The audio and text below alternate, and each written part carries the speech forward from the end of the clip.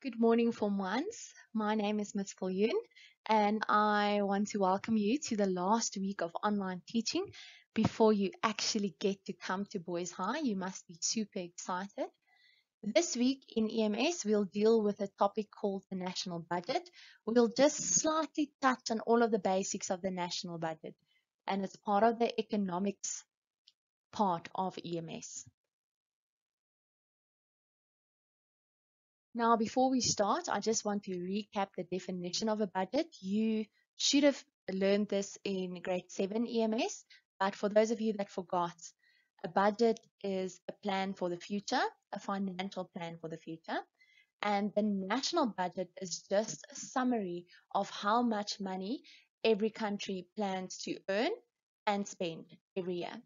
And it's very, very important for a country to have a national budget because if they don't manage their finances well, then they find themselves in a world of trouble. And some of you might agree with me if I say that this is what's happening in our country a little bit at the moment. We are in a bit of trouble because we are struggling to manage our finances very well.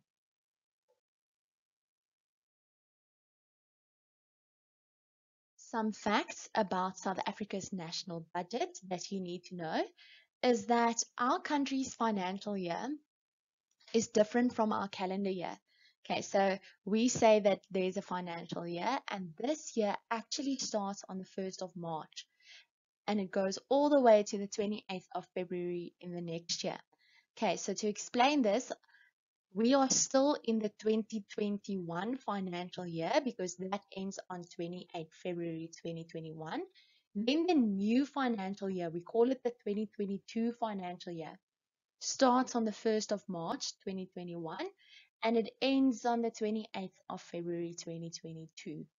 Okay, so that's how the financial year works. And the fancy word for the financial year is called a fiscal year. Then the national budget is prepared by Mr. Titu Mboweni, our Minister of Finance. That's how Mr. Titu Mboweni looks. And he's got a very, very difficult job because, along with his department, he has to make all of the financial decisions for our country and he has to try to manage the finances of our country. And then Mr. Titu Mboweni actually has a speech, we call it the budget speech, where he then tells the country, all of the people of the country, what the national budget is for the new financial year. What are the decisions that he has made? And in his speech, he tells us how much money the country needs in the next financial year to run the country and to cover all of the big expenses. So he breaks it down. He says how much money we need to cover the COVID-19 pandemic, how much money we need to help with healthcare, how much money do we need for sports and for South African Airways or Eskom or for government spending or whatever. And he also tells us where the money will come from.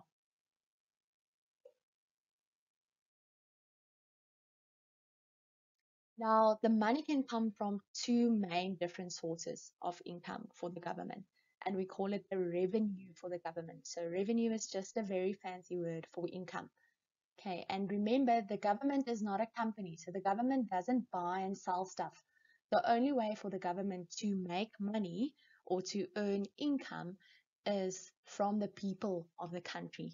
And the two ways that the government does this is via direct taxes. Okay, so these are the taxes that are paid directly to the government, it's in the name, by people and businesses that earn money, or indirect taxes.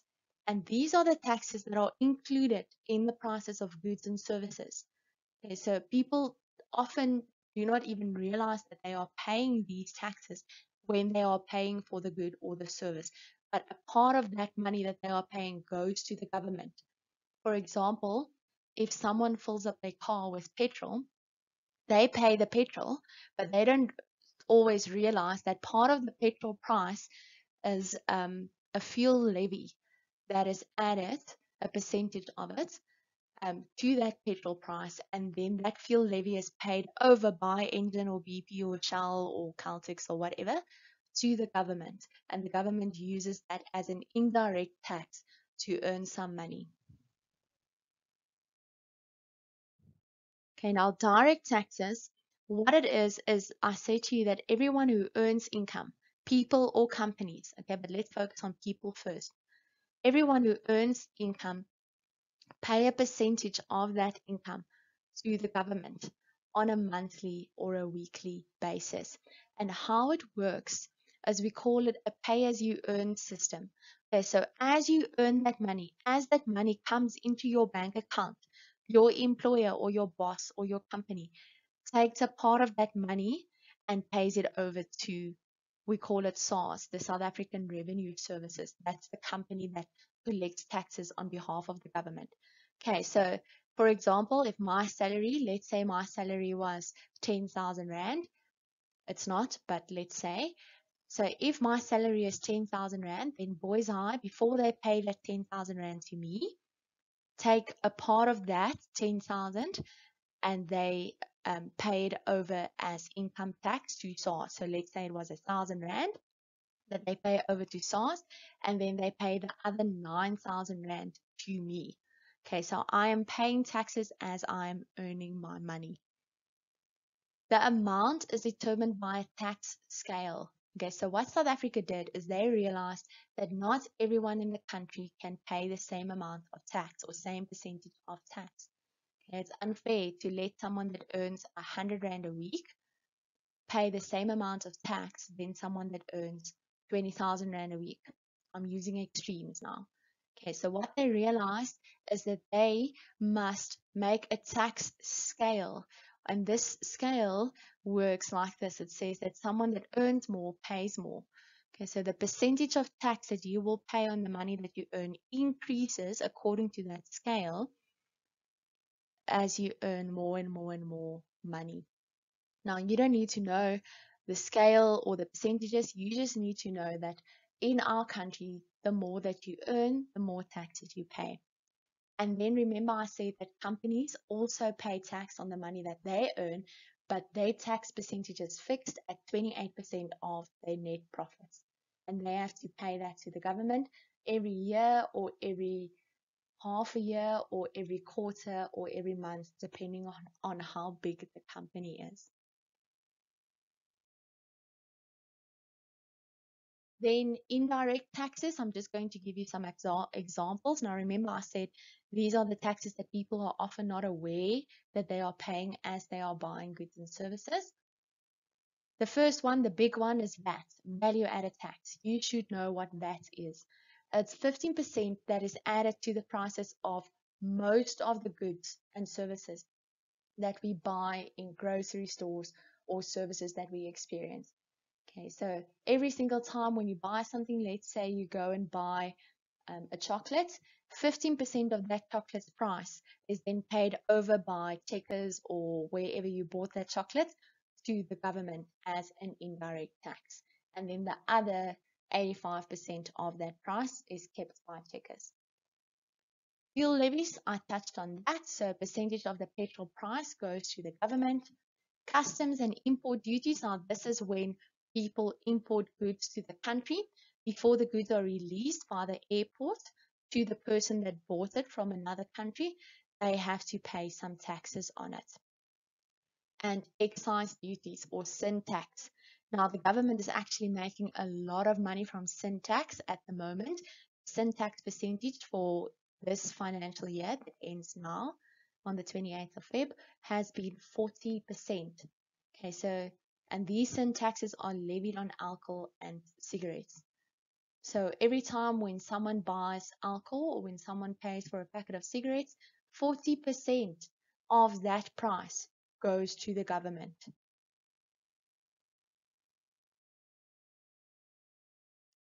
Then we just quickly have to look at what the influence of a national budget is on a country. So you have to like think that whatever is said or stated or planned in the national budget of a country will have a huge impact on the people of a country. The budget is a direct measure taken by the government to influence growth and development of the country. Why? Because the government sits and the government has projects. The government uses the money, hopefully, to grow and develop the country. The country can't stand still every year. So that's why the government needs money from the people, and that's why the government must plan how will we grow and develop the country with the money that we receive. The Minister of Finance can influence growth and transformation by the project he allocates funds to. Okay, so Mr. Tito Mboweni has a very difficult job. He has to look at where the country needs the most growth and transformation, and then he allocates more funds to that. Okay, I said here, for example, COVID-19, we we obviously need funds for COVID-19 at the moment, but also our country needs to grow, let's say, infrastructure. Okay, so if we have to fix potholes and roads, and we have to give more housing to people that can't afford housing or whatever, then that's how the Minister of Finance can influence growth, because he allocates more money in the budget towards those projects. And the difficult part lies that it is important that funds are allocated to improve the lives of all people in the country. So we must try to improve everyone's lives, but we can't do this without maintaining a certain standard of living.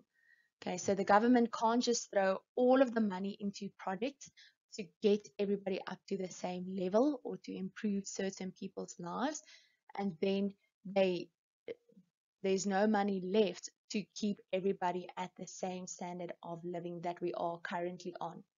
Okay, so it's difficult to explain this, but it's a very difficult balance for the country to maintain. And then lastly, the budget also has an effect on us as the people of the country individually. The first thing is that the amount of money that the government decides to spend on certain services affects us in terms of the quality and quantity of those services. So let's look at health, okay, public health care. If the government decides to cut the public health care budget, then the public health services would be weakened, and then the people won't get great quality or quantity of services. Some public hospitals might close or whatever. Okay, so that's just an example. It's not what's going to happen, but the more money the government spends on certain services, the better the quality or the quantity of those services. Then I said here, policies made by the government affects our interest rates. Okay, you would have seen that the interest rate dropped last year due to COVID-19, and it affects our wages and salaries.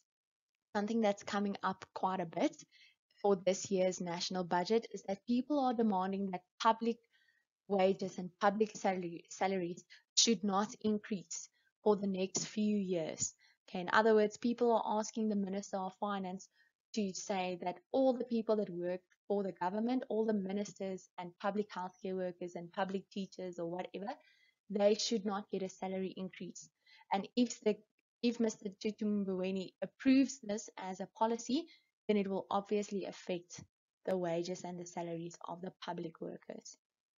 And then lastly, tax decisions affect the rate of inflation. Now remember, inflation is how much the percentage that goods and services gets more expensive every single year. Okay, so the percentage increase on the price of goods and services every year. And this has an impact on all of us, because if the inflation is 7%, let's say all goods and services around us go up with 7%, then when you go to your grocery store, you will pay 7% more for the same grocery basket that you paid for last year. So that's actually a very important one, that every tax decision that is made influences every single human being in our country, regardless of how much you earn, because it affects the rate of inflation. Okay, now we've just briefly touched on all of this. You don't need to know too much. You just need to know some basic definitions and the basic concept of our country's national budget. I want to leave I want to leave you with a quote from Benjamin Franklin. Um, and he said that in this world, nothing is certain but death and taxes. Okay, in other words, you can't escape taxes by moving to another country or whatever, because wherever you are, you can be sure that you will definitely pay tax.